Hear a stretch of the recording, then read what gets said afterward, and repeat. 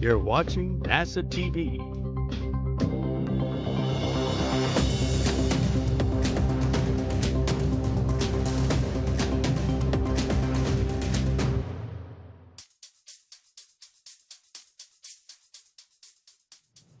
Good afternoon and welcome to NASA's Johnson Space Center. I'm Anna Schneider with NASA Communications, and today we're here to discuss 3 upcoming spacewalks outside the International Space Station scheduled for June 13th, June 24th, and July 2nd in support of space station maintenance and upgrades.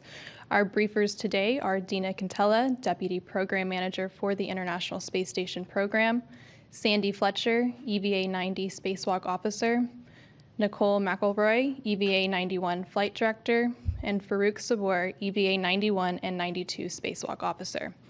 We will start with some initial remarks from each of our briefers before opening it up for questions. As a reminder, for those on the phone bridge, you can press *1 to join the question queue. And for those following us on social media, you can use the hashtag #AskNASA. And with that, I will go ahead and turn it over to Dina for opening remarks. All right, thank you.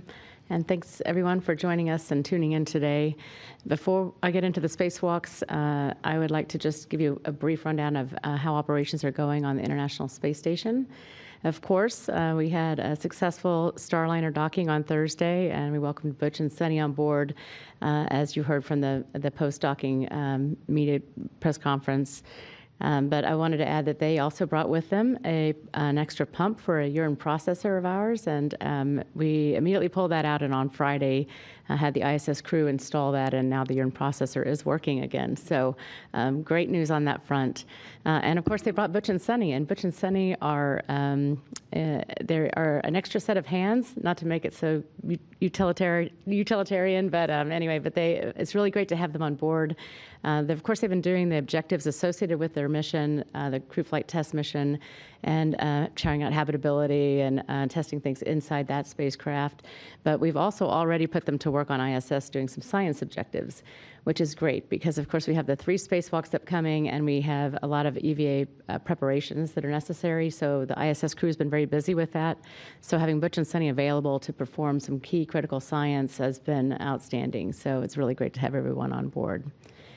In terms of the Starliner vehicle, it's doing great on orbit as well.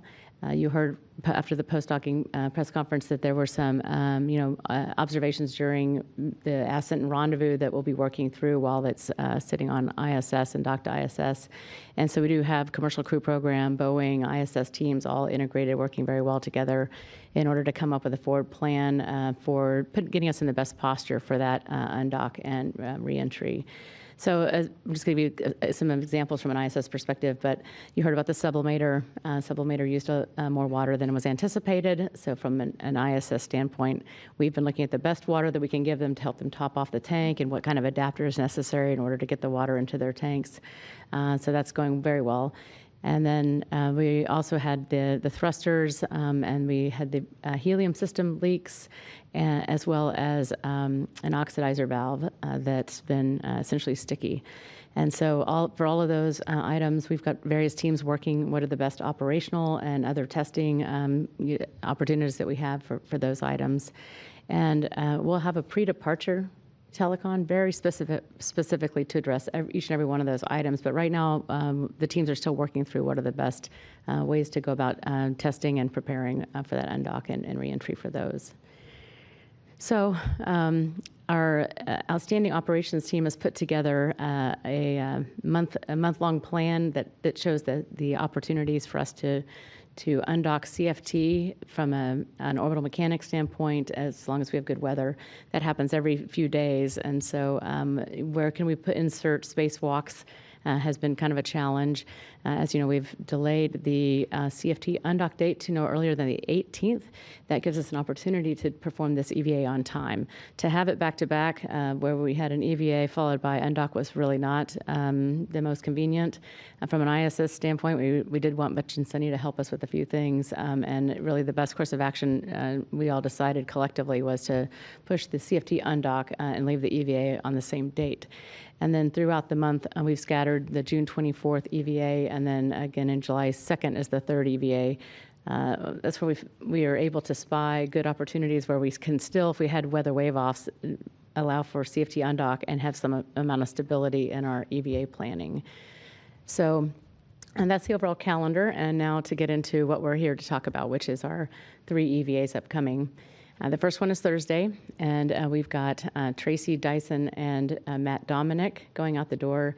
This will be Tracy's 4th EVA. She'll be EV1 and wearing a red stripe. And this will be Matt's first EVA, and he's wearing a white suit with no stripes. The 2 major objectives for that particular EVA are the RF group, so radio frequency group electronics box retrieval. And I could go into detail, but you have heard this story twice before, since this is our 3rd time to try to retrieve this box. But we are trying to bring it inside into the airlock and then down on a future SpaceX mission in order to refurbish it from a spares perspective, and then we'll refly it.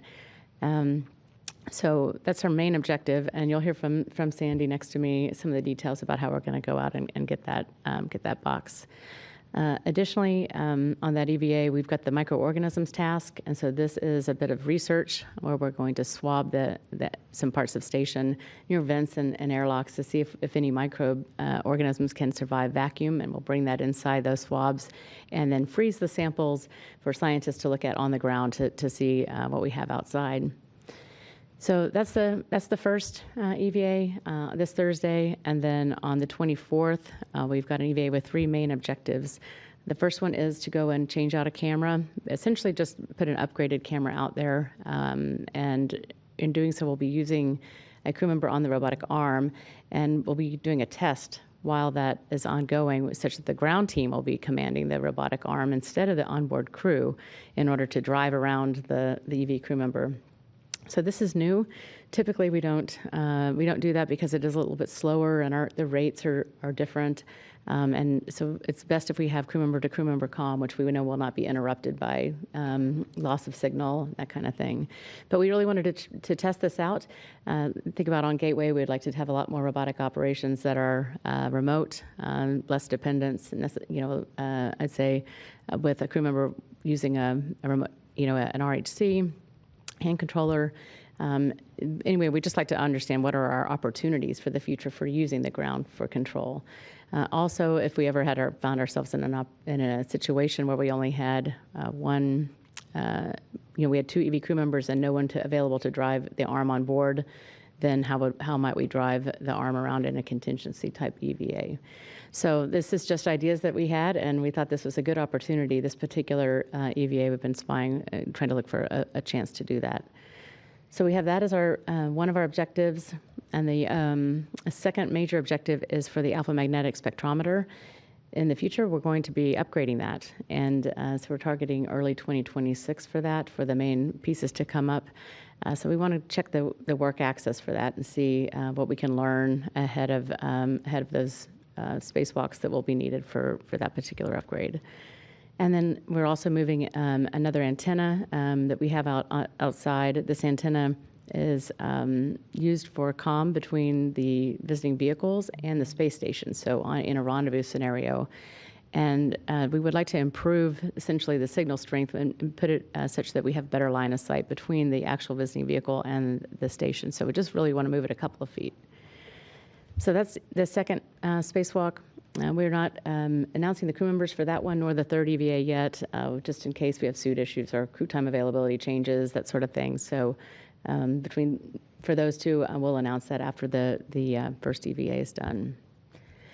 And so for the third EVA, we have two major tasks. The first one is the installation of a modification kit, and this is our seventh one to install. We have installed 6 previously and also put iROSA's rollout solar arrays onto those mod kits. So we're going to put this one out for a future rollout solar array to be installed. And additionally on this EVA, we're going to go out and change out a rate gyro assembly. So this particular box is used for understanding the attitude or orientation of the International Space Station. We've seen some degradation with it, and so we just like to get it changed out for to get ourselves in the best possible posture. So that's, in a nutshell, the 3 EVAs. These guys next to me are going to talk about the details about how we're going to go about doing all of those. I'll just say to round out the summer, we're looking forward to an undocking of Butch and Sunny here, hopefully in the near future. And of course, they're seeing their smiling faces on the ground. We also have got a Northrop Grumman in the mid-July timeframe, a vehicle we're going to release called Northrop Grumman 20, and a Northrop Grumman vehicle that's launching in early August, Northrop Grumman 21, and that will be bringing cargo and science. So before I hand over the microphone, I do want to say I'm super proud of the International Space Station team for everything they've accomplished this whole first part of the year. I'm looking forward to a really great summer. We have a lot left to do, and I'm looking forward to 3 fabulous EVAs. So with that, I'm going to hand it over to Sandy Fletcher, who's the EVA officer for the first spacewalk. Thank you. Good afternoon, everybody. I'd like to introduce the members of my team. So in addition to the 2 spacewalkers on the ground, we'll have our flight director is Rebecca Wingfield. Our ground IV is Steve Bowen, which we're very fortunate to have our lead spacewalker from our first attempt of retrieving the RFG. My task leads are Miranda Nelson and Jenna Hansen. They were with us on the last attempt. And our systems team, Bailey Vega and Stephen Villano, they will actually be the systems teams for all 3 EVAs. Dina's talked big picture about what our major 2 tasks are. We expect Tracy and Matt to work the COM RFG task together. Tracy will then do the microorganism sampling test. That is a 1-person crew member task. So while she's doing that, Matt will work on a robotic arm joint prep. This is in case we do have to swap that out on a future EVA, and puts us in a better posture and makes it a little bit faster. So we call that a get ahead that helps us in a future EVA. The other task that he would do is we are changing out some adjustable tethers that have been in an external tool bag for an extended period of time, and we'd like to put new tethers in that place. So what's really nice about these particular EVAs, that even when the crew members are not working on the same task, they are in close proximity to each other and in the airlock. So we have one of the smallest footprints in terms of a spacewalk. In terms of going up and down the space station, we're pretty close together. We do have a video to show that talks you through each individual task, and you can see where the worksite locations are. This is the content for US EVA RFG Retrieve 2.5. EV1 in red stripes egresses first with a crew lock bag, followed by EV2 in white stripes. EV1 translates to the external stowage platform 2 and stows the bag, while EV2 translates over the platform to the forward face. Both crew work to release several quarter-turn fasteners on the multi-layer insulation tent over the radio frequency group. EV1 moves underneath the platform to remove the covering. Then EV1 visually inspects the radio frequency group and relocates the tool bag.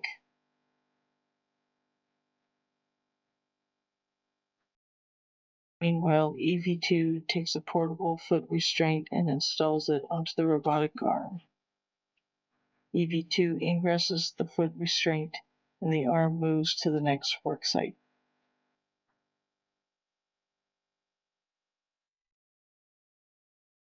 The crew will work together to remove rubber applied to the bolts on the aft wedge clamps. Then, using a ratchet wrench and a specially designed wrench, they will release the tension in the 5 clamps keeping the radio frequency group onto the stanchion.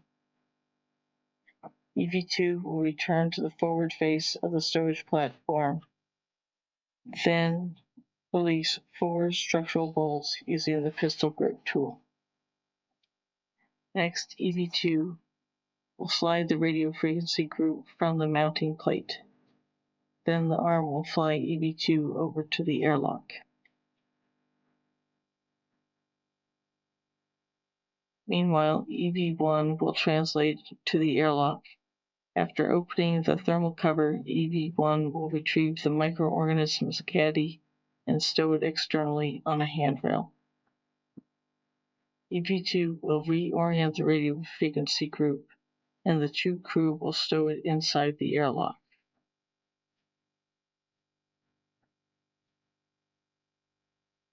Afterwards, EV1 will close the thermal cover.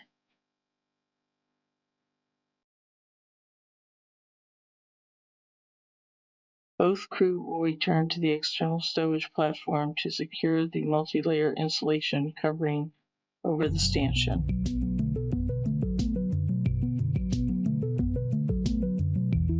EV1 will go back to the airlock as EV2 retrieves the tool bag.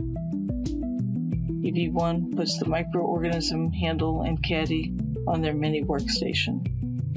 Then EV1 translates under the U.S. laboratory to the vacuum exhaust system's vent. The first sample will be in open space, and the second will be a swab of the vent surface. EV1 will then translate to the laboratory's carbon dioxide vent to sample that location.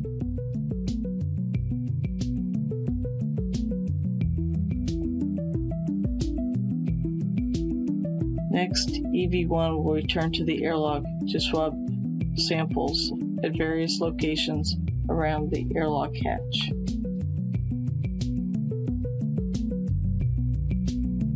While EV1 performs the microorganism sampling, EV2 will go to the zenith or top side of the external stowage platform. EV2 will remove the multi-layer insulation covering a spare robotic arm joint. EV2 will release 3 of 6 fasteners using the pistol grip tool. Then EV2 will drive the joint's motor approximately 6 degrees. This prepares the joint if it's needed on a subsequent contingency EVA.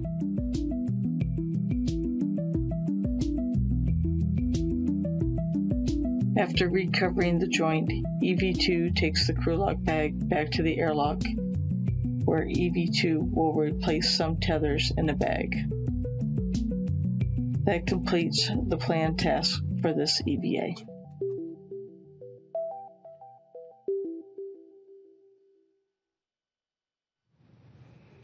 So some of the lessons that we learned on the first EVA was there are 8 structural bolts as well as a jacking bolt.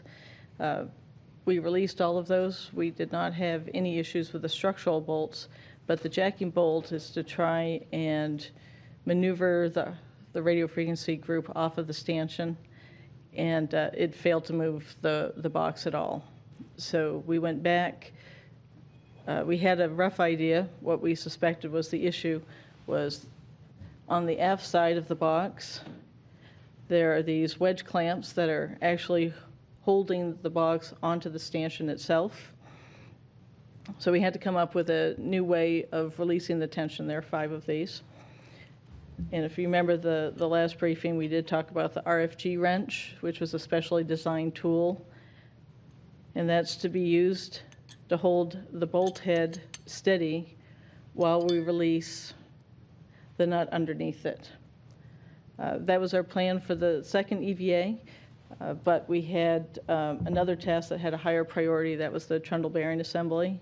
That task took a little longer than we expected, so we went to the work site just to see what the state of these aft wedges were. And what we found is there's actually this glob of rubber on top of the nut to protect the crew from any of the threads that protrude there, because threading, especially metal on metal, is a potential sharp edge for the crew, and we're very concerned about anything that could damage the EMU suit and lead to a loss of pressurization. So people were very diligent. This is actually a sample based on the photographs that Jasmine took for us.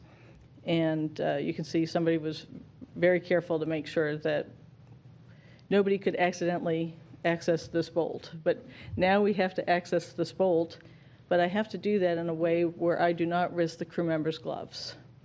So our task lead, Miranda Nelson, came up with this great idea when the crew members told us that the previous tool suggestions we had would probably not going to work. So this is what's called an EVA wipe. So it's basically, I call it an oven mitt. One side is a terry cloth, which will not work for us. And the other side is kind of a shiny surface. And Tracy has already done this on orbit. She's built this. We've put 3 patches of Velcro hook on it, and that's going to be our gripping surface. So she's going to take her pressure, or actually this is handed off to Matt. Matt will do this task. In a pressurized glove, we do have spaces in between the hooks so that the crew member can essentially pinch where this rubber is. And I will freely admit, we've already done it with this one, so it looks much simpler than what's going to happen on orbit. But by pinching the rubber and twisting it back and forth, we've shown in laboratory testing with the glove box that the rubber will come off pretty much as a cap. It will not be perfect. There will be some rubber that is still left on the threading, but by having the mitt, this is actually protecting the crew member's glove. It gives us another layer of protection while we remove the RTV. And all we need to do is have enough of the RTV removed, the rubber, from this nut so that while one crew member, and this will be Tracy, holding the RFG wrench, she'll hold that steady, and then Matt can use a ratchet wrench to release the threading. We are hoping we do not have to release all of this stack up of material. It should be enough to do 2 or 3 turns, and that should release enough of the tension so that we can pull the RFG off the stanchion. And with that, I will hand it over to Nicole. Thank you. Good afternoon. As mentioned, my name is Nicole McElroy. I'm the lead flight director for the second of the 3 EVAs coming up this summer. I just want to reiterate how excited we are to get into this EVA series. The crews on board as well as on the ground are well prepared and very much looking forward to getting started with our EVAs. The crew on board has completed their fit checks, and the road to EVA has been going really well for us. And the teams on the ground have been doing a great job preparing all of the products and doing simulations to prepare to be ready to execute over the next few weeks. So to talk a little bit more about that second EVA, we're calling it the CP9 R&R EVA because our primary task is to go out and remove and replace a camera. The camera that's on the camera port 9 location, which is on the port side of ISS. We're going to remove and replace the HD camera that's in that location and replace it with one that has a wireless access point, which will extend our wireless capability for external things on ISS. As Dina mentioned, while we're doing this, this will be the first time that we are doing ground-controlled robotics with an EV crew member on the end of the arm. We do often do robotic operations from the ground, but this is the first time doing it in an EVA setting like this. As mentioned, it's usually done from the ISS crew member, but being able to do it from the ground gives us a lot more flexibility operationally. But while we're doing it in this specific EVA, we will have a crew member also on board following along and ready to take over if needed, although we don't expect that at any point. Another cool thing about this test objective is that it is an analog test for what's coming up for our Artemis Gateway missions, and that we are looking to use what we learn in testing and driving the arm in this way to further develop the operational concepts for when we're putting together the procedures and the arm for the Gateway module as well. While all of that's going on and that camera R&R is happening, our other crew member will be doing the C2V2 antenna move. As mentioned, this isn't a big move. We're moving it over 2 feet just to get a better line of sight between that antenna and our visiting vehicles on the way up, such that we can maintain comm and have good comm connection between the ISS and those visiting vehicles as they're on their way to station. And then the second half of our EVA is really dedicated to AMS preparation. As mentioned, there's some upgrade EVAs coming up in the future for upgrades to AMS to get it more data and higher accuracy. Like other things that seem to be on the outside of Space Station, it wasn't necessarily designed to be accessed EVA. So our EVA is really looking to test access to different electrical connectors and different parts of the device such that we can inform those upgrade plans and make sure that we have a good plan for those future EVAs as well. And that's all the details that I've got. I'll pass it over to Farouk, who's got a little bit more of the spacewalk details. All right, thank you, Nicole. So the first and foremost, I would like to thank the teams that have been working tirelessly on this EVA. And then so that includes Jessica Whitner, who's going to be the ground IV, as well as Aki Hushide, who will be our Capcom. And we have our task members who have been helping me out, and are Emma Welch and Andrew Burr, as well as Derek Porter. And a host of other people who have been helping us. And then so I'd also like to thank my family for their great patience and undying support over these past few months as I've been working very hard on this EVA. And then so with that, just as Nicole mentioned earlier, one of the first tasks that we're going to be doing is replacing this high definition camera. And then so a big part of that is, we're upgrading the capability on this camera. And ironically, to add the wireless access point, we need to connect a cable. So a big part of this task will be taking this extra cable that's going to be on the new camera and routing it in a very specific way that it doesn't impede the pan tilt capability that already exists for the camera while we install the new one. So the first thing we do when we get up to the camera is we remove and replace the camera, and then the next 2/3 will be just routing these cables to make sure that we don't mess things up. And then so while they're doing that, Nicole also mentioned the antenna boom that we are going to be moving over. So with that activity, we are, in order to move it over and have it be in a proper orientation, what we're going to do is we're going to use an extender that we normally use for a foot restraint. And then, but instead, because the interface on the extender and the foot restraints are the same, we're going to use the extender to attach the antenna boom to. So we will remove the antenna boom, we will put the extender in place, and then we will put the antenna boom back on the end of the extender for that activity.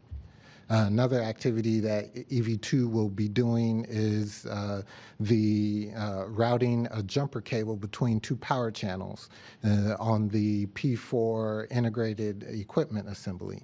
And what this will do is it'll allow, in a contingency scenario, it will add redundancy between the 2 power channels.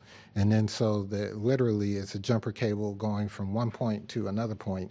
We just have to remove a couple of existing cables in the process. For the AMS task, or the alpha magnetics spectrometer task that we are going to be doing, we are just specifically looking at a patch panel. On this patch panel are the electrical connectors, and those electrical connectors we're looking for access, because the future EVAs and future teams will be looking to which electrical connectors on that panel they have the greatest access to, which combination of those. And then so we're going to be looking for access to get in there. This is a very tight work site and was never intended for EVA operations. So when we're getting in close, we are going to have the other crew member will be a spotter crew member while the person is getting close to the work site. And then that is one of our stipulations to getting in close, so that we don't inadvertently damage the hardware. And with that, I have a video that I'd like to show.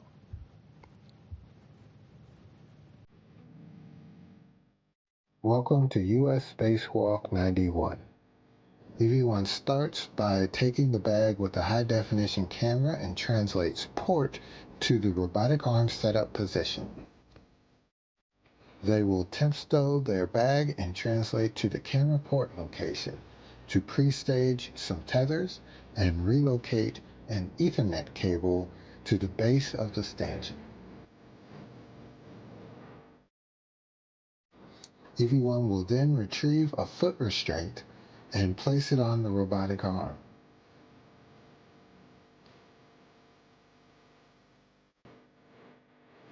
Then ingress the foot restraint and retrieve the bag with the new camera.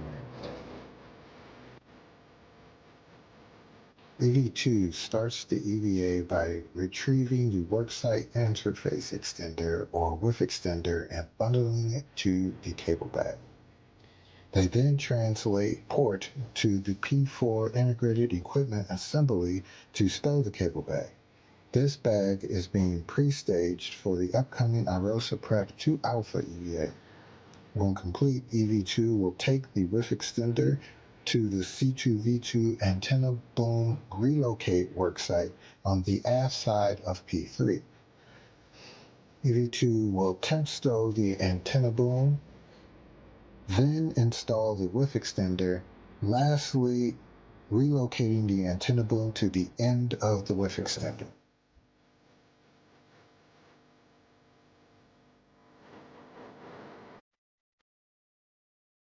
Meanwhile, EV1 will ride the robotic arm to the high-def camera worksite.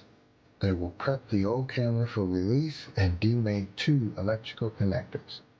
After partially removing the camera, the window cover will be installed and the camera temp stowed. The new camera with the wireless access point cable will be retrieved and installed.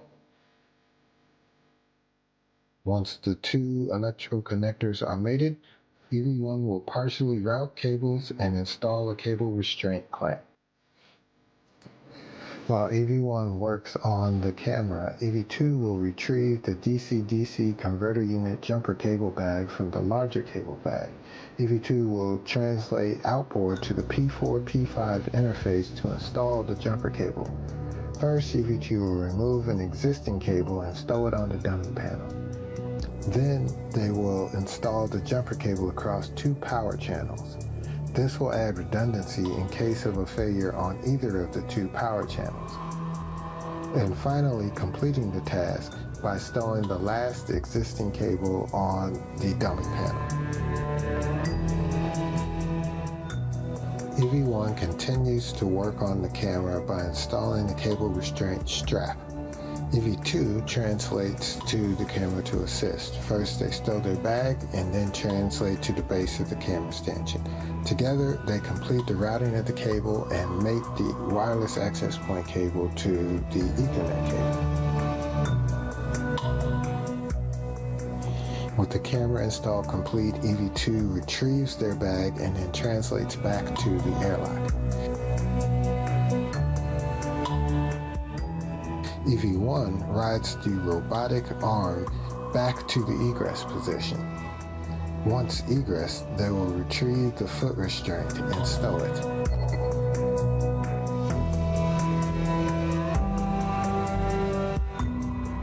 Back at the airlock, EV2 swaps bags for the Alpha Magnetic Spectrometer or AMS bag.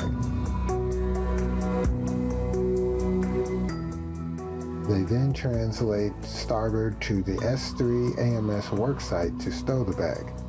EV2 will work on relocating the starboard Common Communication for Visiting Vehicle or C2V2 cable in order to clear space for crew to ingress the truss near AMS. After stowing the old camera, EV1 translates to the AMS worksite. With EV2 as the spotter, EV1 carefully ingresses the truss to gain access to the AMS patch panel. The crew works together to fold back the beta cloth by cutting lacing cord. Then EV1 uses the connector DMA simulator tool on several cables to assess access. The two crew will carefully swap positions to allow EV1 to assess access with the tool. Prior to ingressing the worksite, EV1 will set up as the spotter. Once EV2 assessment is complete, the crew will take closeout photos and re-secure the beta cloth. EV1 will pick up the bag and both crew will make their way back to the airlock, concluding U.S. Spacewalk 91.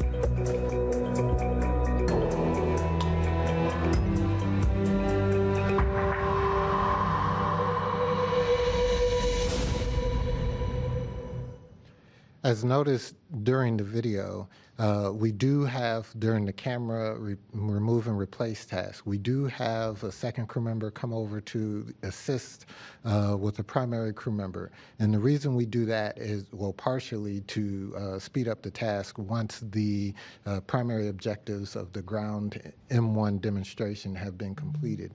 It also allows us to get out to the next work site a little bit faster. So we do have that assist point in there. One of the objectives of the ground M1 testing is to transfer control from the ground to the ISS. So it is at that point where we will also transfer control of the arm so that the ISS robotic operator will control the arm for the remainder of that task. And that is all I had for the Spacewalk 91. So next, I will get into the U.S. Spacewalk 92.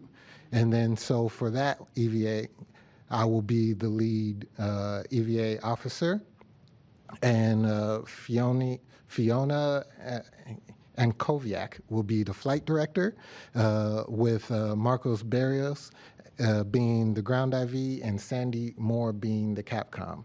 Along with her, my task leads for that EVA will be Lucas Widener and Lauren Maples.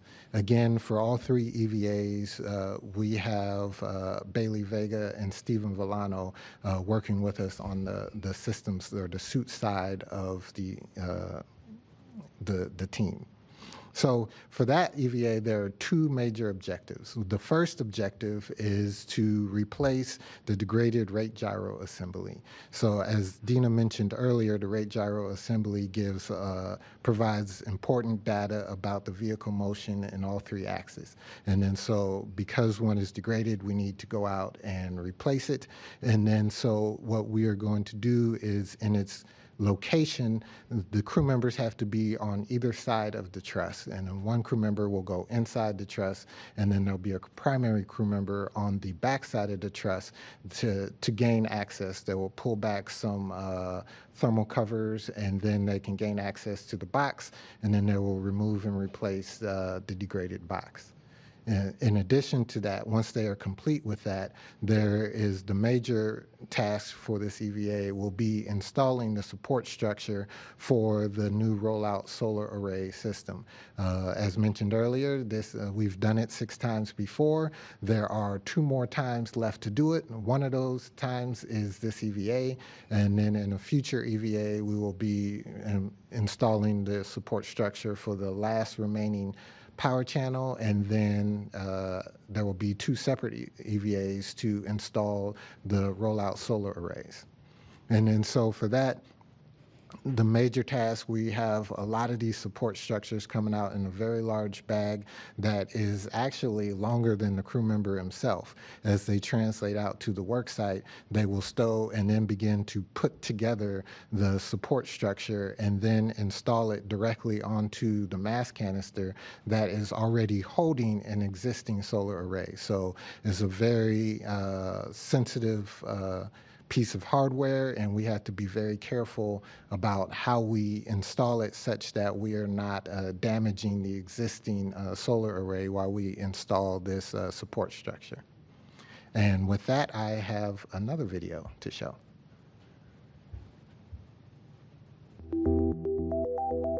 Welcome to U.S. Spacewalk 92. EV1 egresses and receives a large strut bag. EV2 egresses with a rate gyro assembly bag. EV1 then translates port on S0 and temp stows the strut bag.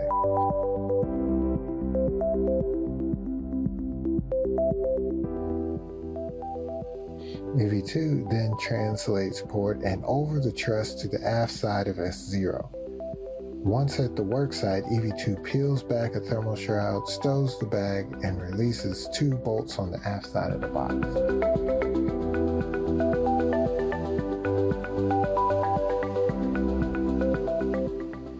Meanwhile, EV1 relocates a foot restraint and then ingresses the truss and releases 2 remaining bolts.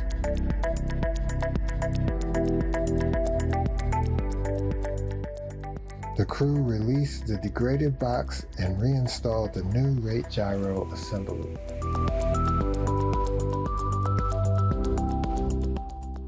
EV1 egresses the truss and retrieves the strut bag and translates to P4 to stow the bag.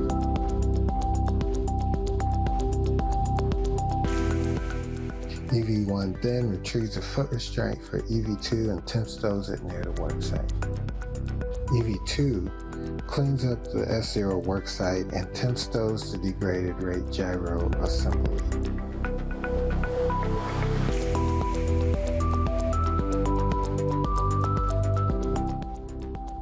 EV2 then picks up a foot restraint extender and installs it in the P4 worksite, and then installs the foot restraint.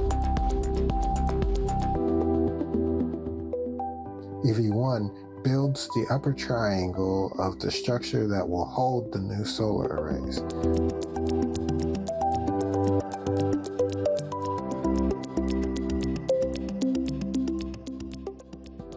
Once EV2 ingresses the foot restraint, EV1 passes up the upper triangle with cables to be installed.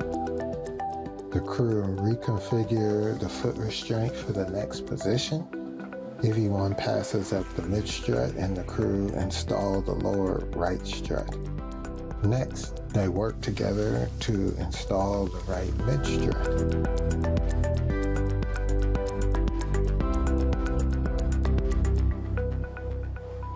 EV1 passes up the 2 left struts and then repositions EV2 on the left side. They install the left lower strut and then they install the left mid strut.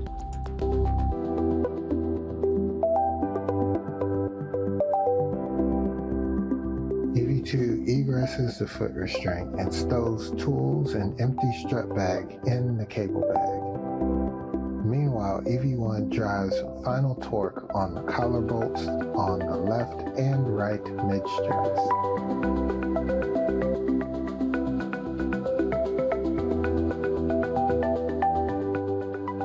Both crew work together to install thermal covers and route cables on both sides of the mod cable. EV2 returns to the airlock with the cable bag.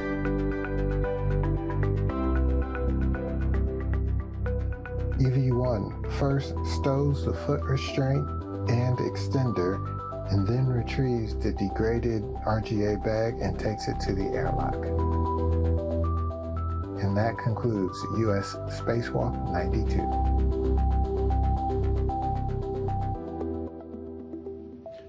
All right, so as you see in the video, there are a couple of things of note in terms of helping ourselves out for future EVAs.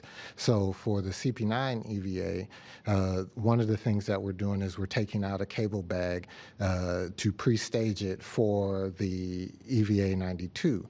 And that is because the EVA is really full and the airlock is also very full. And then so by taking the bag out early, we can pre-stage it to allow for the full EVA to maximize its time with the work that it's actually doing outside.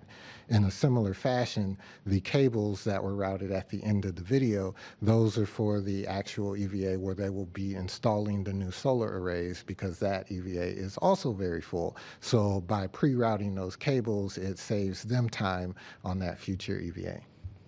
And those are all the things I had for U.S. Spacewalk 92. All right, thank you to our briefers. At this point, we will go ahead and open it up for questions here in the room, as well as on the phone bridge and on social media.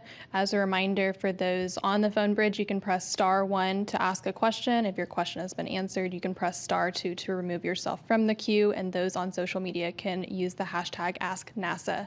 We'll start here in the room with Gina. Sorry, ABC News for Dina. When you collect the samples and then move them inside, do they have to be refrigerated, and when would they return to Earth to be analyzed? We actually put them in a freezer called Iceberg. I think it's at -95°C. I just heard this morning, so but maybe you shouldn't quote me. But it's very cold. So they're frozen, and we'll bring them home. I'm not actually sure. Does anyone know on my panel about when? But our opportunities are either crew flights or SpaceX missions to bring home those samples. So, when we bring it inside, we actually have to disassemble it a little bit to get it into the freezer get the samples in. So we have a handrail and a bayonet fitting on the box in order to make the samples slide into the freezer a little bit better. Are you curious to see what they come up with? I am. So I think there's bacteria and fungi possible. I'm not sure what we're going to see, but again, there's vents and near the airlocks, so something that has come from inside out. But just to see what we'll learn about what survives on ISS. All right, next we'll go to Mark in the room. Thank you, Mark Carreau with Aviation Week and Space Technology. I'm wondering if you can recall for us the EVA where they removed the radio frequency group and temporarily stowed it. I know it wasn't too long ago, but it's just slipped my memory. And I think, did they have to do it twice, stow it twice or just once? If you talk about the current radio frequency group, if you're talking about the current one, we had one in November and one in April last year. Neither time did it come off. So it's been sitting there. I'm not sure when it was moved because it's a failed unit. Do you know, Sandy or Farouk? Yeah, I think it was back in December of 2023 that we had to do a EVA. This is a degraded unit. It's not completely failed, which is part of the reason we want to bring it back. And we moved it from the P1, Port 1 area, and we put it onto what we call a FRAM, which is the stanchion then bolts down onto this FRAM, which we can maneuver around station, and robotically it was moved to ESP2 to help us actually expedite trying to get just the communication box. When it's attached to the stanchion, it will not fit into the U.S. airlock. So really the biggest challenge is trying to decouple something that was not meant to be decoupled EVA. All right, we'll go on the phone bridge. We have Stephen Gorman with Reuters. Yeah, hi, thanks for taking the call.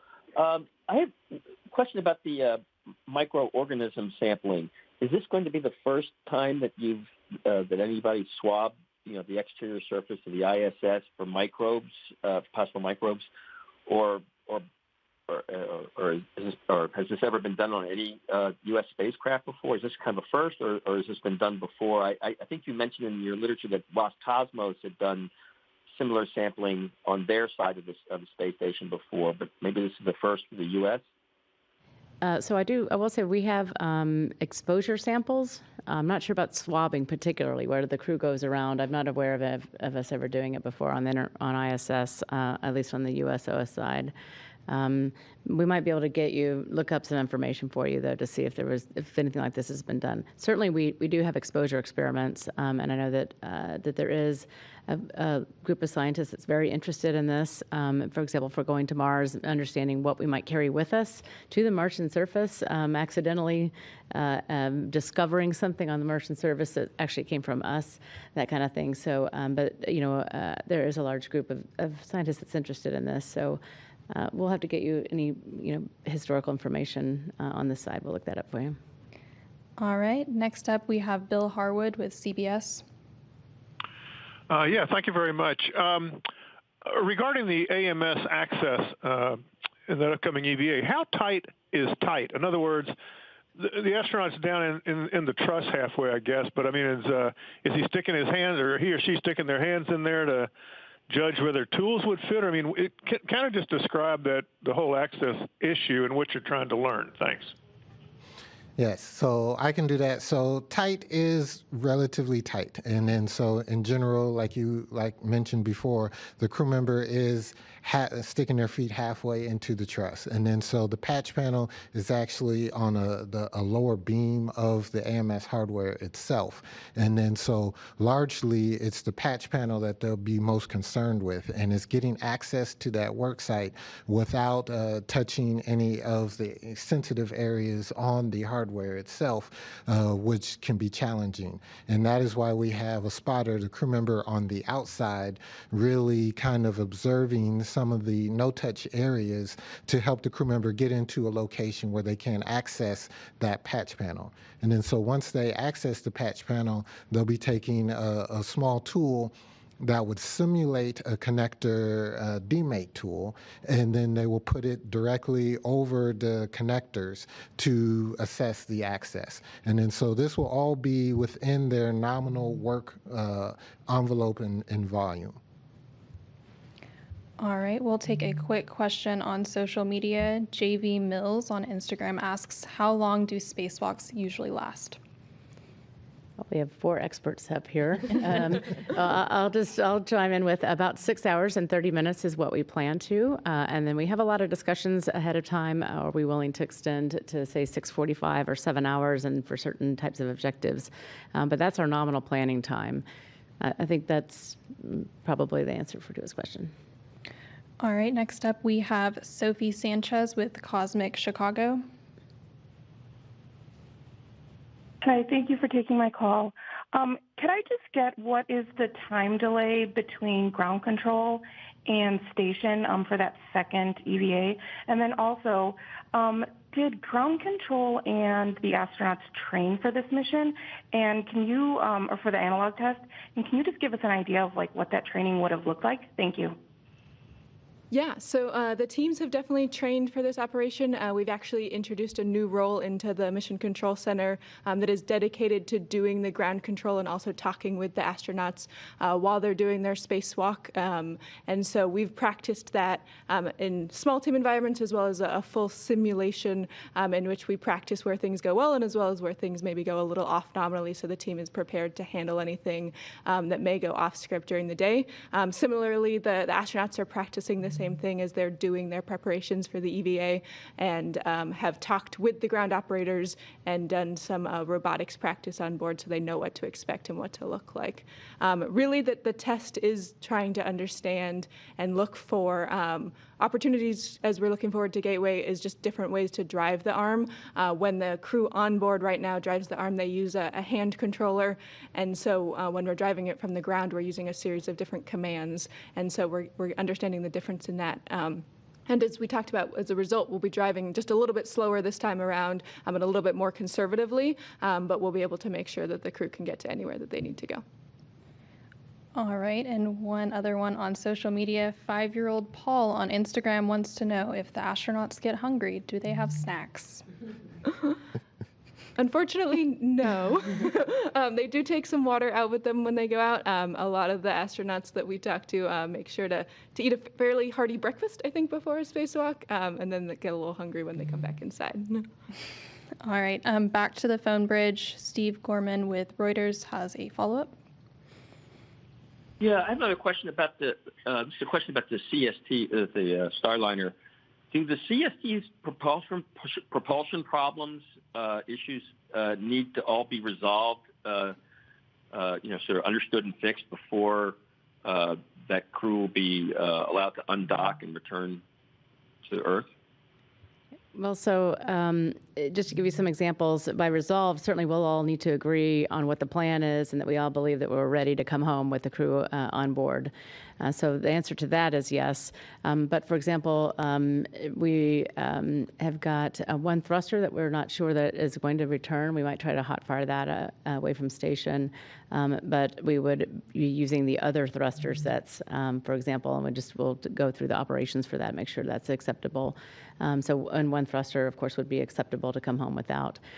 For a helium leak, there are a number of helium leaks on board, and we can't really stop those necessarily, but we can manage the consumables usage by closing and opening valves, shortening the time frame for the crew to come home, just generally making sure that we have enough. And currently we have a lot of consumables if the leaks stay at their current rate. So we have a lot of helium on board. So that's the way we're talking about resolving and managing the types of observations that we've seen thus far on the mission. But we'll just walk through each and every one of those methodically this week and make sure that everybody is in agreement with our forward plan.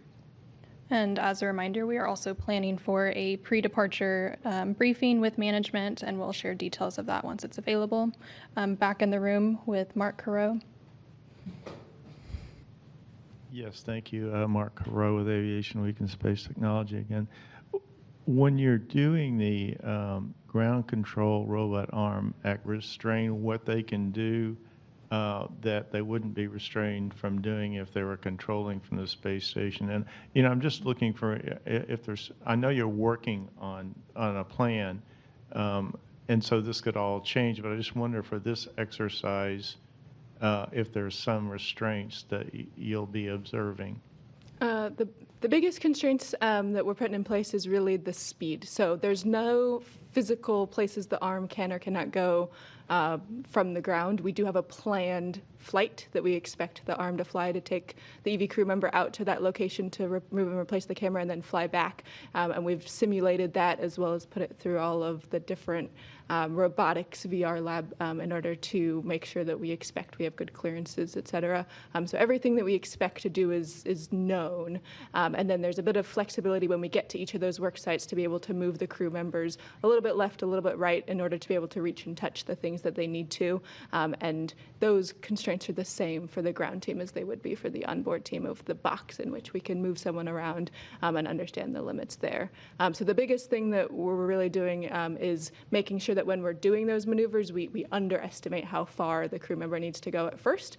So if they need to move in closer into station, we'll move them just a little bit at a time and make sure that we're not overshooting any of the maneuvers that we're doing.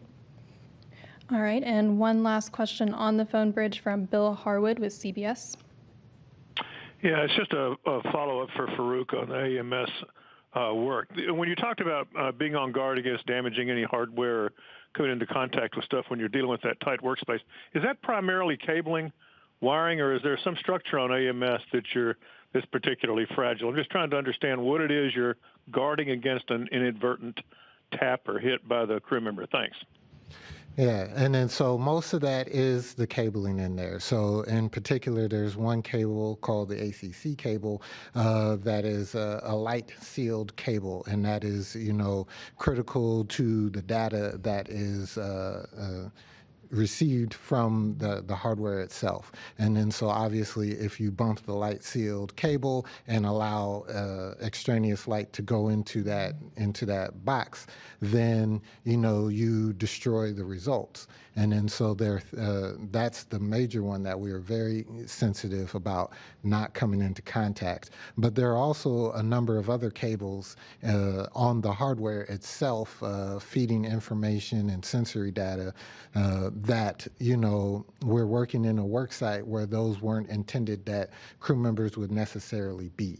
And then so we're just wanting in general to be sensitive around a lot of cables that, you know, weren't intended to have crew members around them.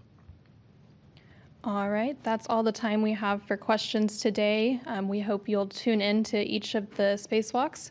NASA TV coverage of the first spacewalk this Thursday, June 13th, will begin at 6:30 a.m. Eastern, 5:30 a.m. Central. Thank you again for joining us.